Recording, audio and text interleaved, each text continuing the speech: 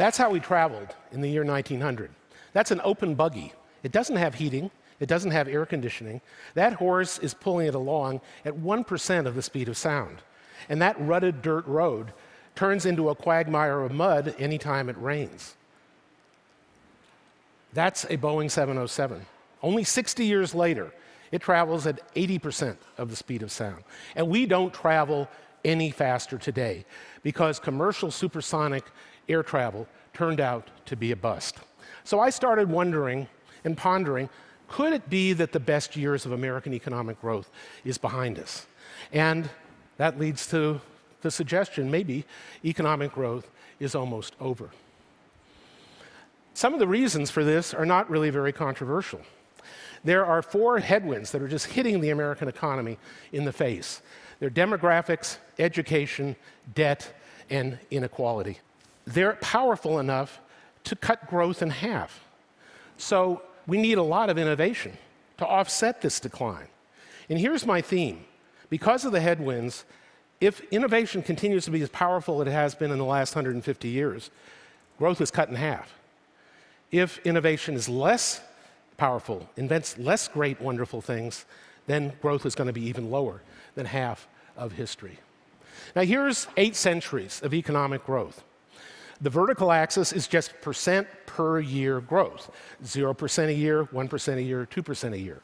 The white line is for the UK, and then the US takes over as the leading nation in the year 1900 when the line switches to red. You'll notice that for the first 4 centuries, there's hardly any growth at all, just 0.2%. Then growth gets better and better. It maxes out in the 1930s, 40s, and 50s, and then it starts slowing down. And here's a cautionary note. That last downward notch in the red line is not actual data. That is a forecast that I made 6 years ago, that growth would slow down to 1.3%. But you know what the actual facts are? You know what the growth in per person income has been in the United States in the last 6 years? Negative. This led to a fantasy. What if I try to fit a curved line to this historical record? I can make the curved line anywhere I wanted, end anywhere I wanted, but I decided I would end it at 0.2, just like the UK growth for the first 4 centuries. Now, the history that we've achieved is that we've grown at 2.0% per year over the whole period 1891 to 2007. And remember, it's been a little bit negative since 2007. But if growth slows down, instead of doubling our standard of living every generation, Americans in the future can't expect to be twice as well off as their parents, or even a quarter as well off as their parents. Now we're going to change and look at the level of per capita income. The vertical axis now is thousands of dollars in today's prices.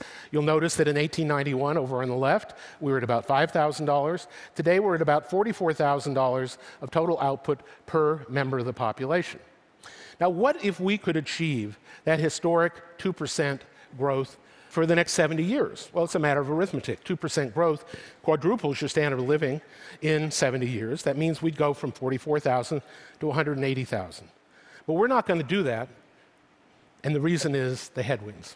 The first headwind is demographics. It's a truism that your standard of living rises faster than productivity, rises faster than output per hour, if hours per person increased. And we got that gift back in the 70s and 80s when women entered the labor force.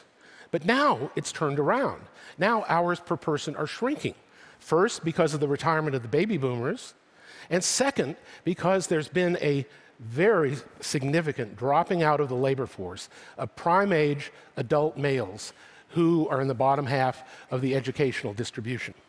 The next headwind is education. We've got problems all over our educational system, despite race to the top. In college, we've got cost inflation in higher education that dwarfs cost inflation in medical care. We have, in higher education, $1 trillion of student debt. And our college completion rate is 15 percentage points below Canada. We have a lot of debt.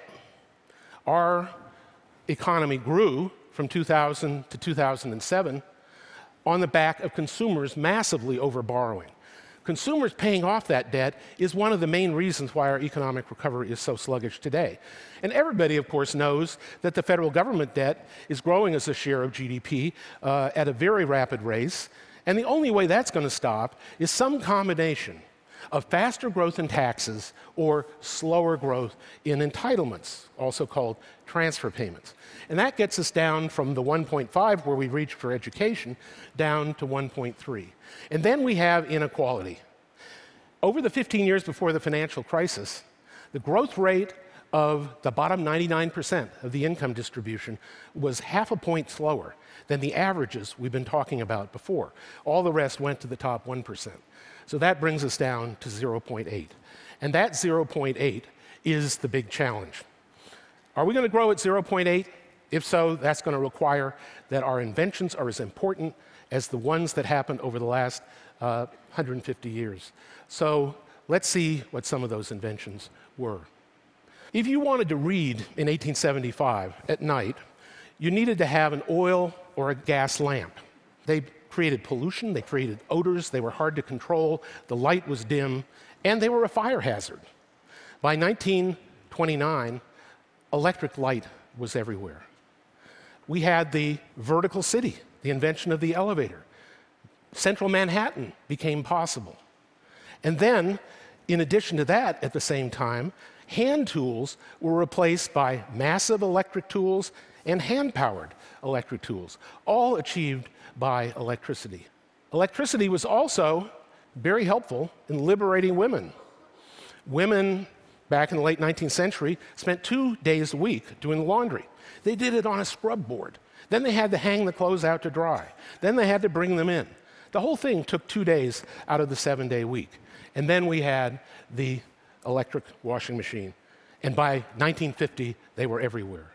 But the women still had to shop every day.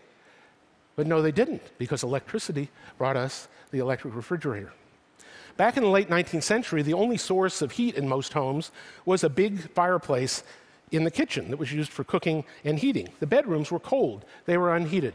But by 1929, certainly by 1950, we had central heating everywhere. What about the internal combustion engine, which was invented in 1879? In America, before the motor vehicle, transportation depended entirely on the urban horse, which dropped without restraint 25 to 50 pounds of manure on the streets every day, together with a gallon of urine that comes out at 5 to 10 tons daily per square mile in cities. Those horses also ate up fully 1/4 of American agricultural land. That's the percentage of American agricultural land that took to feed the horses.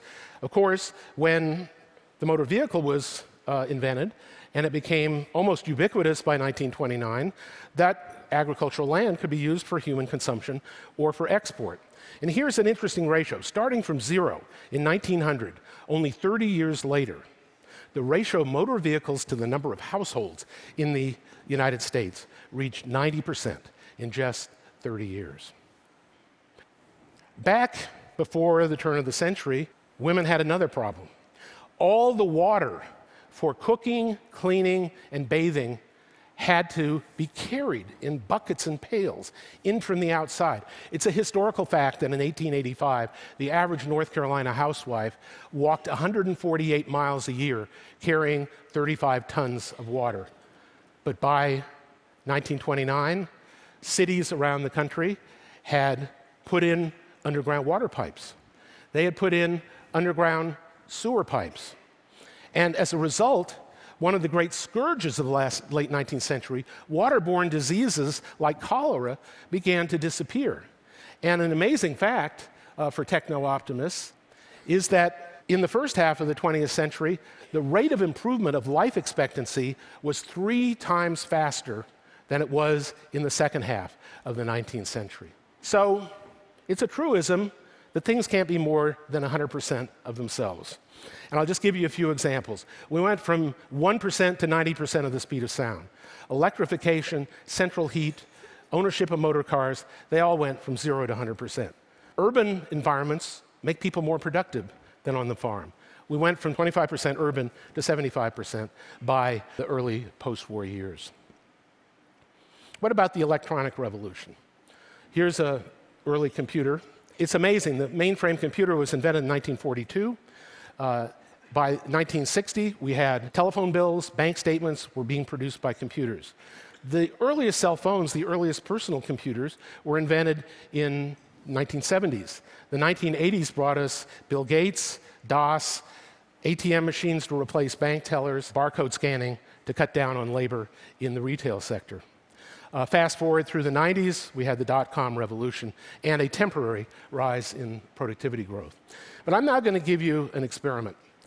You have to choose either option A or option B. Option A is you get to keep everything invented up till 10 years ago. So you get Google, you get Amazon, you get Wikipedia, and you get running water and indoor toilets. Or you get everything invented yesterday, including Facebook and your iPhone. But you have to give up, go out to the outhouse, and carry in the water. Hurricane Sandy caused a lot of people to lose the 20th century, maybe for a couple of days, in some cases for more than a week. Electricity, running water, heating, gasoline for their cars, and a charge for their iPhones. The problem we face is that all these great inventions, we have to match them in the future.